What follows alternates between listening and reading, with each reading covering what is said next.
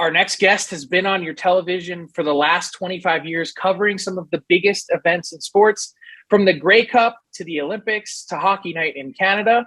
He's had his formative years in Vancouver, spent a lot of his time working in the Toronto area, nationally throughout Canada, but for the last couple of years has been in Tampa Bay with Bally Sports, calling the Tampa Bay Lightning, and has certainly seen a lot of success since he arrived in Tampa.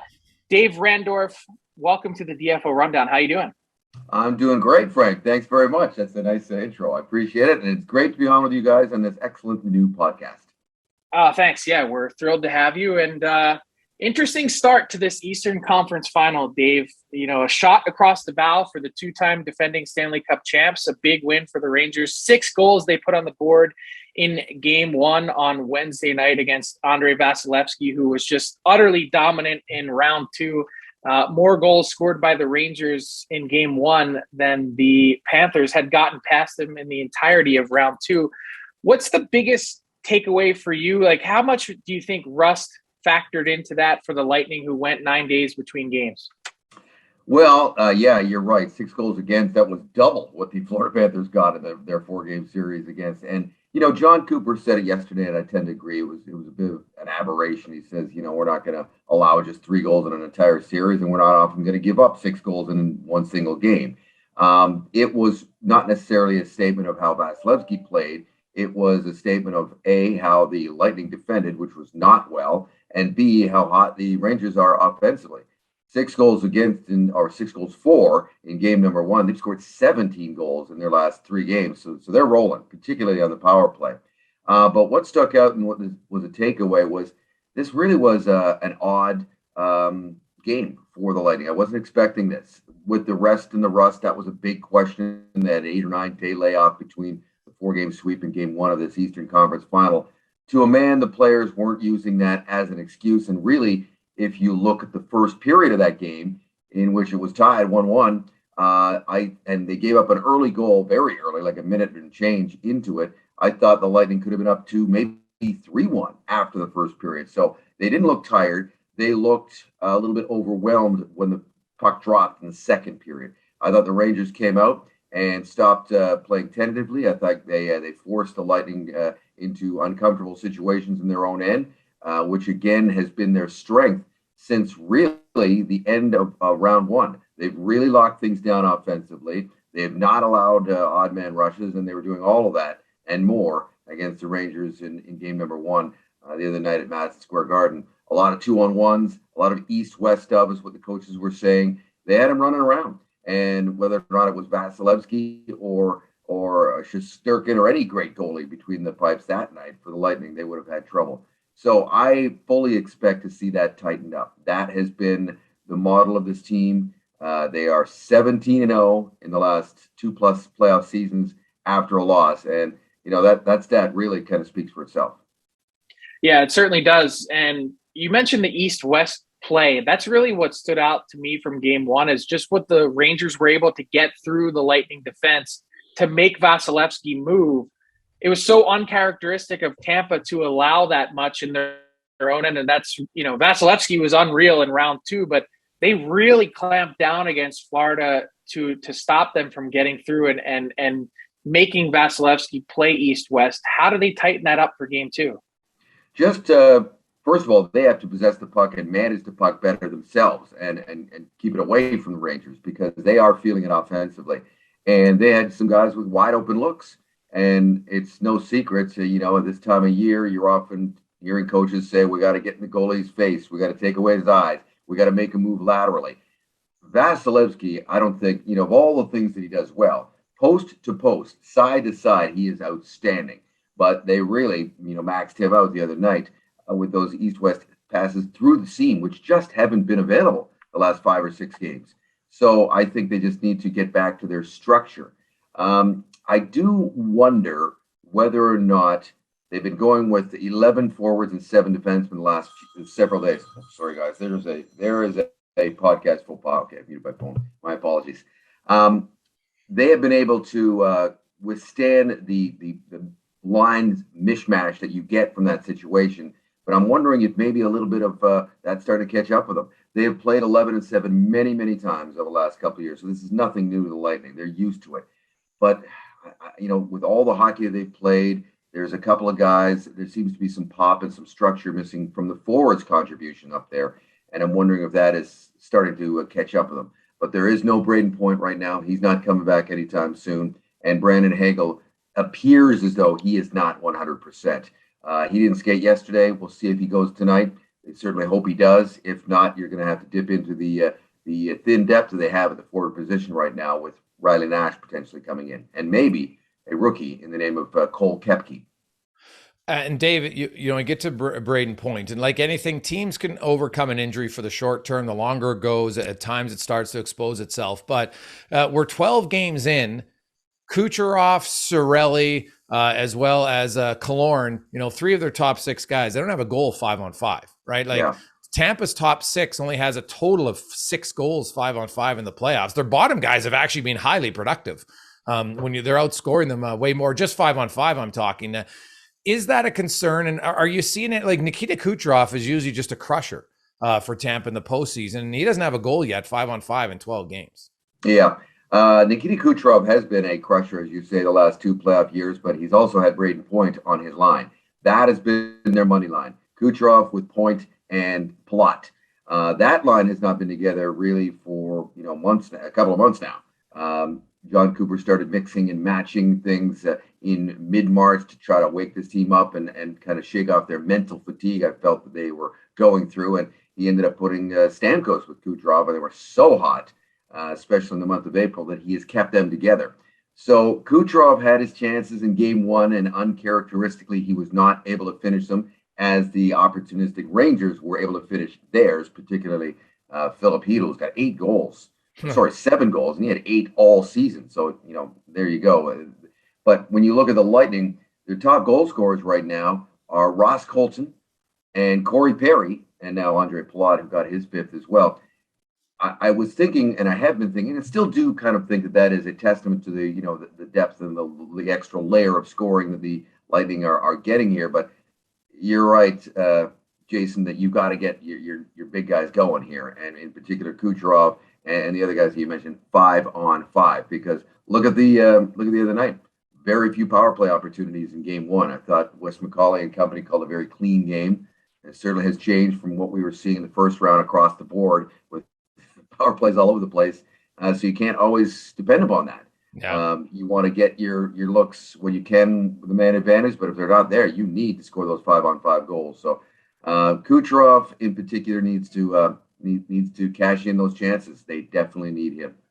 Now, looking at the Rangers, and you mentioned Hedl, but you throw in Lafreniere and Capo Caco, the kid line, if you want to call it that, all very young. No rookies in there, but they're either in their second, third, or fourth seasons, and they've really come on this postseason. And you look at matchups. How does John Cooper, do you find, are his matchups more about his defense pairs against the other team's top guys rather than his forward lines? Or does he look at Cirelli and say, okay, we got to hard match him, maybe against Panarin, and are they going to readjust? And who do you think has to do a better job against the Hedl line? Well, I think he definitely does. John will tend to say that he doesn't really overly concern himself with matchups as much as the entire team structure. And that may be true because he does have a lot of depth in that regard when they are playing well. However, having said that, sure, he wants Cirelli. Like Cirelli and Killorn and Point, they were being asked to play kind of a shutdown role against Marner and Matthews in the first round, and they did as much. Those guys got some points, but they didn't get those killer blows that ultimately knocked the Lightning out. They did a good job, particularly as that series went on. So you look at the Rangers right now. You talk about Panarin. Well, he and Zibanejad are on separate lines right now, and then you've got that kid line. They are 3 lines deep right now. The Rangers, they're getting goals from 3 lines up and down. Kreider's on that top line with Zibanejad, and then Panarin's on the second one, and then that kid line that you mentioned is really starting to feel it. I think Gerard Gallant is a very good coach and has instilled a lot of confidence in these guys. But their offense has really taken it to the next level. And I think that they just have to, by committee, the Lightning, who, of course, don't have the last change here tonight, need to just basically get back to their game. And they were a very good team, much like the Rangers were in the regular season, a very good team in goals against per game. And they need to just get back to that and not worry so much about the matchups, as you say. They can't make those costly mistakes where Zach Bogosian admitted early that he overcommitted in the first minute there and allowed Chris Kreider, a guy who's got 60 goals now, to have a tap in on the back door off a great feed from Zibanejad. By the way, fun fact, would it surprise you to know that Chris Kreider is one goal away from being the Rangers' all-time playoff goal-scoring leader? I mean, that's what he has been able to do. It kind of snuck up on me when I was reading the game notes the other day, so good for him. But he was wide open, and there he was. He had missed. So you just, as a group, they just can't miss those assignments, and I don't expect they will tonight. They've shown the ability to snap back into their game many, many times, and that's what I expect to see tonight. Yeah, Dave, the other fun fact that I learned in Game 7 of the last round for the Rangers was Chris Kreider is also the Rangers' franchise leader in goals scored in elimination games. He has 14 elimination game goals, which is kind of crazy. But I wanted to ask you some news on Thursday night about the Jack Adams. Gerard Gallant, as you mentioned, he finished third in Jack Adams voting. What was the real surprise to me was John Cooper at 10th. You've been around this league for a long time. I can't help but be so impressed with what John Cooper has done to keep this team hungry. Like, that's the hardest thing. And just thinking back to last season and his mantra, the thing that he kept impressing upon the group was, you got your one cup, but is your cup full? And now as you're going for a third straight Stanley Cup, it's so difficult to have your team engaged. And you mentioned sort of mental fatigue and swoon that they went through in March. Not to put you in the heads of voters, the GMs and select media panel that do it, why is it that it feels like the coach that's armed with really good players and a good team doesn't get Jack Adams love as coach of the year? Because as we know in the NHL, having great players doesn't mean you have success. Like, it's kind of the opposite sometimes. Some of the most talented teams don't end up winning. Mm-hmm. Well, you hit on a lot of great points, and your podcast listeners might be surprised to know that John Cooper has never been named Coach of the Year. And when you consider he's been the second fastest coach to 400 wins in NHL history. They had the 62-win season a few years ago, ties an NHL record. They've had so much success. They're in the conference final again, third consecutive year, sixth time in the last 8 years. They made it to a conference final, and of course, back-to-back Stanley Cups to boot. So, I think you nailed all the points you need to really look at here. I think he is the victim, I guess, if that's the right word, of having a very talented team. And sometimes voters, and we are all voters, tend to look for that story, that team that kind of rose from the ashes, or maybe overachieved, punched above their weight, made it in the playoffs when they weren't supposed to. All this kind of stuff with maybe a lesser roster. That's the guys who generally sometimes get the votes. There's only three. You got to give first, second, and third ballot. And sometimes a guy like Cooper people say, well, I could coach that team too. Yeah. Victor Hedman, just get out there. Vasi, you're starting tonight. Stammer, Coos, do your thing. How hard is that? That's not it at all. I think you nailed it when you said that when you are on top, the real coaching begins there, to stay on top. And that's when they've been able to do. And I'm around this group all the time, and they are hungry and they are motivated. And here's one other thing too, that a story I'll share with you, just to tell you how much they respect and still listen to John Cooper. He's been here. He's the longest tenured coach in the NHL. He's been here for a long time.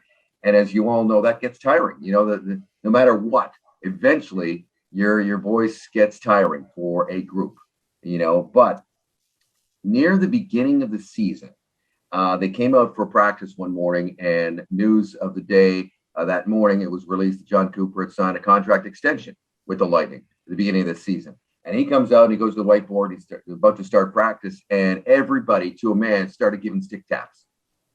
So I ask you guys who have been to a whole bunch of practices for a whole bunch of teams, how many times do you see that? Somebody in that group on the ice had to say, hey, boys, you hear the news? Coop's here for another 3 years. What do you guys think of that?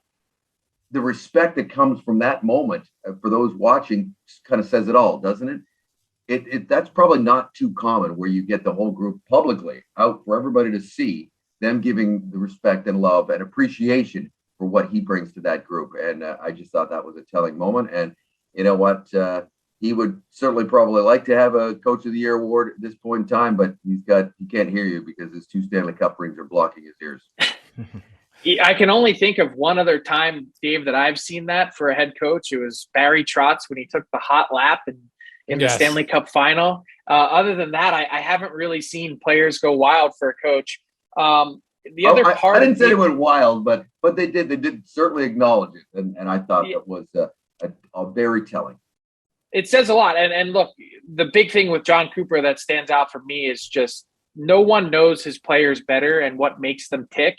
So much of this job, people get lost in the X's and O's or analytics. It's about finding a way to get the most out of your players. And he does that because he cares and takes the time to really get to know them, which I think sets him apart from a lot of the rest. But wanted to ask you, with all due respect to Julien Brisebois and Steve Yzerman that preceded him, for me, Dave, the real superstar of the Lightning is Al Murray and their scouting staff and the way that they've been able to find players, especially later in rounds. And one guy that has really stood out for me in these playoffs that I wanted to ask you about is Ross Colton. He's in the select few that have scored a Stanley Cup game-winning goal, but has really shown himself, especially in these playoffs, to be a key next-level contributor for the Lightning. What has stood out for you about his game that's allowed him to really get to this next level? First, before I get to Colton, you're right about Al Murray. I've had the privilege of knowing Al for a long time when I covered a lot of Hockey Canada events for TSN, and he was in charge of that program there. And an astute guy, very interesting guy to talk to. And when you look at certainly the pillars of the Lightning, the Stamkoses and Hedmans and the high first-round picks, there's so many diamonds that are off. And like Cirelli and even Braden Point, people forget, 3rd-round pick. And and now Ross Colton. Another example of, and I know fans probably look at a group like the Lightning and go, really? They got really 4th-round pick, Ross Colton? Where did this guy come from? And that is a drafting and developing example of what this team does well. When you are that good, you simply can't go out and sign the top free agents. You have to promote from within. And Ross Colton's emergence started a couple of years ago before I got here. This is my 2nd season as the voice of the Lightning. And my partner, Brian Englo, said, we started to notice him last year at camp and that his skating was starting to improve. And there was signs there. So he goes down to the American League, has a very good year, is brought up last year, scores in his first goal, I believe his first goal in his first game, I think his 2nd shift. And that kind of sets the tone right there. And his hockey smarts, his desire and work ethic to get there, and he punches a little bit above his weight in terms of his size, but he has got a very good stride now and can get on top of you in a hurry in the forecheck, but he's also got very good hands. But what really is starting to separate him now is his shot. This is a guy now that's proven he can score from distance, from 15 to 20 feet out now. Not a lot of guys can do that. He can. He's now in the 2nd unit power play with the Lightning in that spot where Kucherov usually is for the first spot. And he had guys 22 goals this year, and I want to say 2 goals at Christmas. So he had a tremendous second half, and you could just see the confidence grow. And during that time in March and into April, when the team was scuffling a little bit, he scored a lot of big goals to get them some wins and some results that probably as a group wouldn't have got otherwise. Just another perfect example of a guy that's been homegrown by the Lightning, and they have worked with him, and all facets of his game are really starting to show. So Dave, let's look ahead to game 2. What do you see? What is the number one change the Lightning are going to want to make to have more success? Oh, if I could quote John Cooper, we've been talking about him. He says it's not as, you asked me about the goals or scoring 5-on-5, which clearly is important, but he has said, listen, for us, it's not how many goals we score, it's how many goals we keep out of the net. And every coach will tell you that, especially in the Stanley Cup playoffs. But in this case, it's true. And quite simply, Jason, I expect them to be better with the puck, to manage it better, to possess it a lot more, to control things themselves. and to keep it out of the hands of the dangerous forwards and maybe on the back end with Adam Fox. Don't let him dictate things and run the show from the back end, because that's what they did, particularly in the second period. Right from the drop of the puck, the Rangers ran their show, and they need to tighten things up defensively, and that is the number one thing that they were working on yesterday. Structure. I know that's a kind of a boring answer, but I firmly believe that is priority number one, and I firmly believe that's what we will see from the Lightning tonight. You won't see as many odd man rushes. You won't see a lot of the seam passes that we're getting through. They may attempt it, but I don't think as many will get through. I would be very surprised if they were as loose as they were in game one.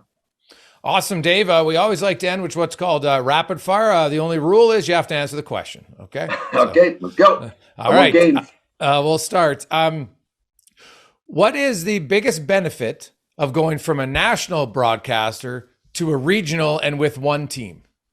It's fun to care who wins again. As a national broadcaster, you fly in, you do the game, you hope it's a good game, good show, then you fly out the next day. I love doing all those Oilers games, but you don't really care who wins. It's fun caring who wins again, because we all got into this business for the same reason. We were fans. You've done a lot of team sports. You've done the Olympics, everything else. What non hockey football sport was the favorite for you to call? Lacrosse. National Lacrosse League. I was given an assignment out of the blue from my boss at TSN one day. He said, "Yeah, we were doing a whole bunch of Toronto Rock games, and you're calling them." The first game that I saw, I was calling it, and you got scores of like 17-14. The action's great. These guys are incredible athletes. Lacrosse. Dave, I did the NLL for 10 years, man. I absolutely loved it. Like, it was for a broadcaster, it was so easy at times because the game, there's no filler. Like, it's just like boom, boom. The transition game is top notch. Yeah, I miss doing NLL. Can I tell you one quick story? My very first game, I've done all my prep, so I'm ready for the game. I'm prepared, but I've got my notes, as you always do. And we're calling the game. The game begins, and I quickly glance down at my notes to get a note. And I look down on the floor, and everybody's doing this. And I didn't know who had the ball. And so I learned the lesson right then and there. You can't take your eyes off the floor. Yeah, no, that's totally fair. What is the worst part of travel as a national broadcaster? Oh, the obvious stuff. The commercial flights, the delays, the flights the next day. I'm blessed to travel with the team now. It's pretty good. You get in and out, and you park your car right by the plane and you're home. So the commercial travel and all hotels. Biggest difference between calling CFL games or games in Tampa Bay? Well, other than the obvious, the weather, that would probably be the number one. Listen, I got a very soft spot for the Canadian Football League. Still watch all the games when I can, living in Florida, but I did do some play-by-play for 2 years before I moved in the host chair, and then I loved every minute of Canadian Football League. Now that you're in Tampa Bay, do you wear a suit or shorts?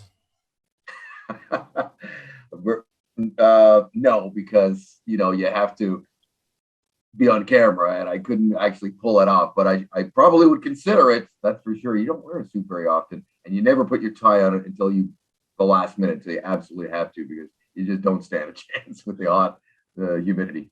Who was the hardest guy to rein in on the CFL panel? Matty Dunigan. Yeah, but they were all unique. Jock Clammy, the late Chris Schultz, and Matt Dunigan, Milt Stegall as well. What a 10 plus years I had with all those guys. The stories, the laughs, they're all still very good friends, and may God rest his soul, Chris Schultz. We miss him. Who is a more confident person in their abilities, Milt Stegall or Nikita Kucherov? That is an excellent question.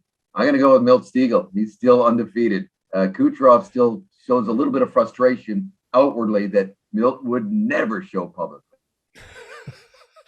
And if you could call one sport that you haven't called, what would it be and why? Baseball. I think calling baseball is an art, and I'm not so sure I'd be that good at it. I love baseball. I'm a baseball guy. I really enjoy it. My sons played, and I loved every minute of that as well. But I have got a lot of admiration for those guys who would just, you can sit back and listen to them and spend 3 hours plus with them. I'd like to give it a try because I feel it is really an art form. Who was your broadcaster that you watched growing up that you were like, man, I want to be them? Or were you always someone who wanted to be a broadcaster? I wanted to be a rock and roll DJ. That's initially was my direction into broadcasting school. I love music and love the radio, still do. But then, things kind of gravitated towards sports because I was a sports fan. I watched all kinds of guys. In hockey, it would have been Bob Cole and Dan Kelly. In baseball, Vin Scully. I just talked about the art form. There's no greater artist in that sport than Vin Scully. And then in football, Pat Summerall, the master of the understatement. Currently, I'm a big fan of a lot of guys like Joe Buck. I watch all guys, and still to this day, kind of maybe, you're always grooming your own game and taking little bits and pieces from everybody. So if you were going to be a DJ, were we talking like rock DJ, hard rock? Is that what you would you be in a shock jock at all? Or would it be like No, Dave Randorf being talking about, offside topics? Yeah, no, I would not. That would not be my shtick at all. I like the old school music show. I grew up in Vancouver listening to C Fox, and I wanted to be on the Fox. That was my thing. In fact, they had this thing where listeners could write in, and they had a Sunday evening show, and I got to do my own show there for like an hour on Sunday night. I was like 17 years old or something like that. Wow. Oh yeah, it was a huge. What was your on-air name? Then I used just Dave Randorf because I was a kid. But here's a little trivia bit for those who care about these things. I was a mobile DJ for like weddings and banquets and stuff like that for a while. And when I was being trained, again, I was a kid.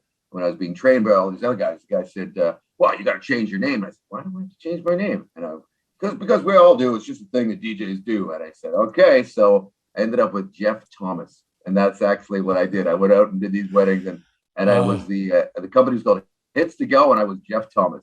Jeff Thomas. Oh, we'll be remembering that one. I'll be calling you Jeff next time I see you. Fantastic. I've never told that story before. So there you go. Awesome. Well, Dave, enjoy the game, and it should be an entertaining series for sure. We appreciate you joining us on the rundown. This has been fun. I enjoyed the last little bit in particular, but great hockey discussion. And Friday night, Madison Square Garden. It should be great. Thanks very much for having me on, boys.